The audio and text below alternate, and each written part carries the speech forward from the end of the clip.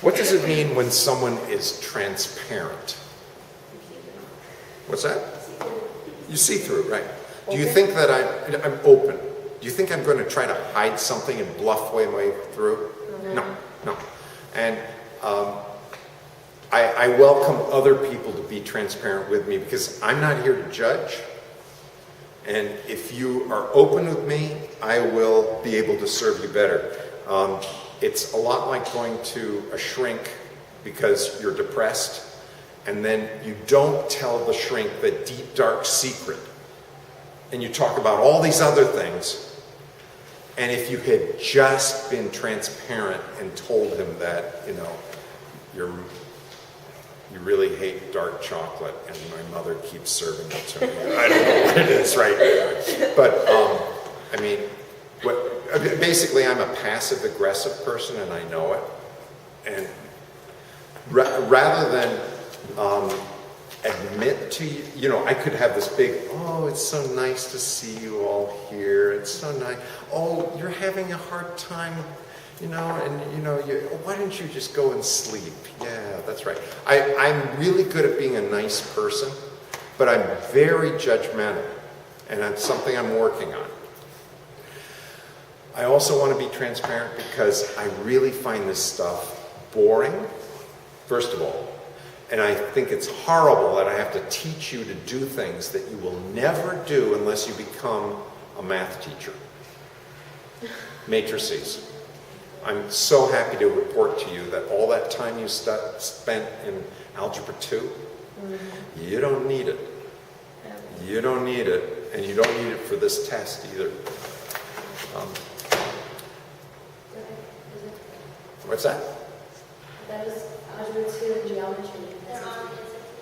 Algebra 2, the only thing in Algebra 2 that's on there is, you know how when they have like 2x plus y equals 5, and then 3x plus y equals 6, and then you have to get rid of one of them?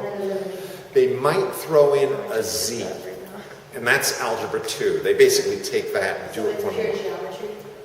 And algebra and basic math. Okay. You don't have one of the books, and that's okay. It's in your car. That's great. Okay. So what I'd like you to do, we're being very transparent.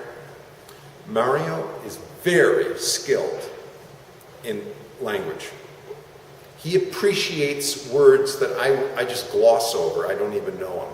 It's like, oh yeah, that word. He'll tell stories about a word because he'll tell you, do you know Leonard Cohen sings about that word?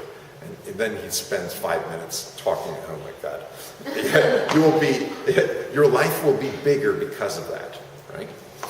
So those people who want to learn, do some practice with grammar, punctuation, the vocabulary work, right?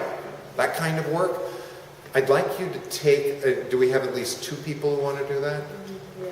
Little? Yeah? Okay. Could I have at least one book that you guys could take over with?